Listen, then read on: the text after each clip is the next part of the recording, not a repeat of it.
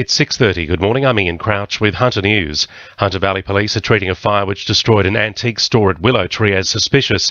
Fire crews arrived at the shop, which is no longer trading, on the New England Highway at about 8 on Saturday night to find it engulfed in flames. Sergeant Dave Rose says neighbouring properties were evacuated as a precaution. As a result of the incident, the highway was blocked for over 4 hours. Fortunately, no one was injured. Crime scene has been established and an exclusion zone was implemented due to toxic smoke. Investigations continue into the circumstances surrounding the incident. However, police are treating it as suspicious. Police are urging anyone with information in relation to the incident to contact their local police or, of course, Crime Stoppers. It's a free call on 1800 333 000. There's good news for train commuters this morning with the Hunter line back up and running between Hamilton and Dungog. The Australian Rail Track Corporation says crews have been working overtime to repair parts of the track and overhead wiring, which were severely damaged in last month's storms, finishing the work much earlier than anticipated. There are calls today for insurance companies to process Hunter resident storm damage claims as soon as possible. Thousands have lodged claims with their policy providers after their homes, property and livelihood were affected by fallen trees and flooding.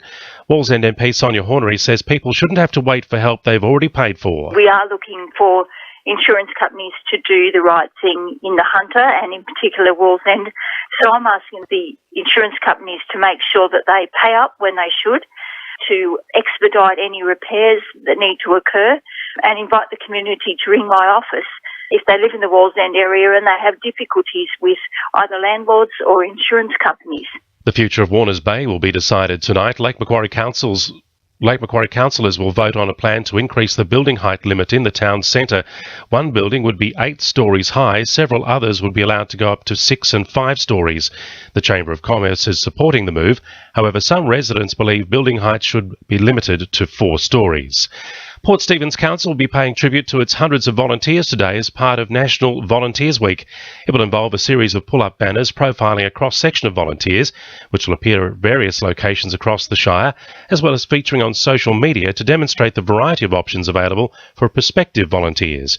Community Services Manager Stephen Bernasconi says National Volunteers Week is the perfect opportunity to highlight the effort of the Council volunteers and say thank you. Well, I'd suggest anyone who's actually wondering how they can contribute to society and how they can actually make the most of the time that they may have, volunteering is the best way. If we didn't have volunteers in Australia, this whole country would go belly up. And in Port Stephens Council, that's very much the case. And police say most of the festival goers at Groove in the Moo at Maitland on Saturday were well behaved.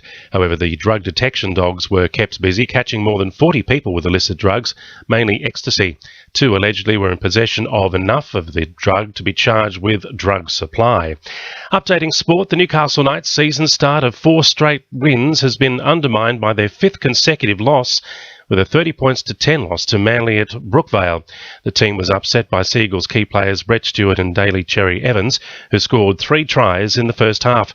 Coach Rick Stone says the team struggled to put a bit of polish on their set and couldn't get the ball over the line. Defensively, we've got some work to do. To give up 30 points in a game is always tough, and we need to do a bit better than that. The Hunter Hurricanes have secured 3rd place in the National Water Polo League with their 13-7 triumph over the Drummoyne Devils.